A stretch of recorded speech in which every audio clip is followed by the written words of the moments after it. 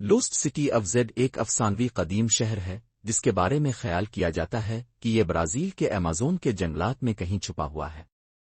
اس شہر کو ایک ترقی یافتہ تہذیب کا مرکز سمجھا جاتا ہے۔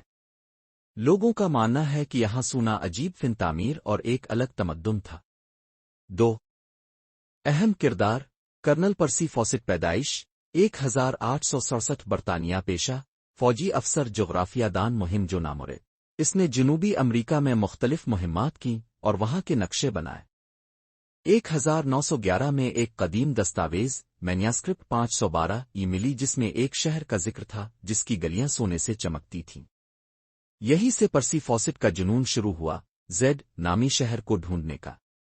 3 فاسٹ کی آخری مہم 1925 پرسی فوسٹ نے 1925 میں اپنے بیٹے جیک فوسٹ اور ایک ساتھی رولی کے ساتھ برازیل کے ماٹو گروسو علاقے کی طرف سفر کیا۔ اس نے اپنی بیوی کو آخری خط میں لکھا کہ اگر ہم واپس نہ آئے تو ہمارے بعد کسی کو مت بھیجنا۔ اس کے بعد وہ تینوں کبھی واپس نہیں آئے۔ کیا ہوا فاسٹ کے ساتھ؟ ان کے غائب ہونے پر کئی نظریات سامنے آئے۔ مقامی قبائل نے قتل کر دیا۔ کچھ لوگ کہتے ہیں کہ وہ کسی دشمن قبیلے کے ہاتھ مارے گئے۔ جنگل میں بیماری آ بھٹک جانا۔ ایمیزون کے جنگلات بہت خطرناک ہیں، زہریلے کیڑے، بیماریاں اور راستے کا پتہ نہ ہونا۔ وہ شہر مل گیا تھا اور وہیں رہ گئے۔ یہ سب سے مشہور اور پراسرار نظریہ ہے کہ انہوں نے شہر تلاش کر لیا اور فیصلہ کیا کہ وہیں کی زندگی گزاریں۔ مینیاسکرپٹ 512 یہ ایک قدیم پرتگالی مسودہ ہے جس میں کہا گیا ہے کہ کچھ مہم جوؤں نے سونے کا بنا ہوا ایک شہر دیکھا تھا۔ فاسٹ کو یقین تھا کہ یہی شہر زیڈ ہے۔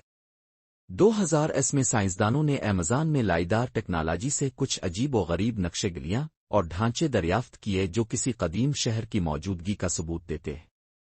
2005 صحافی ڈیوڈ گرین نے فاسٹ کی زندگی پر تحقیق کی۔ 2009 اس نے کتاب لکھی، دی لوسٹ سٹی آف زیڈ۔ 2016 اسی نام سے ایک فلم بنی جس میں فاسٹ کا کردار چارلی ہینام نے ادا کیا۔ شاید وہ شہر کبھی تھا ہی نہیں، شاید وہ آج بھی جنگلوں میں چھپا ہوا ہے، شاید پرسی فوسٹ نے واقعی اسے پا لیا مگر کبھی واپس نہیں آیا، اور انسان کی حدیں آزمانے کی خواہش شامل ہے۔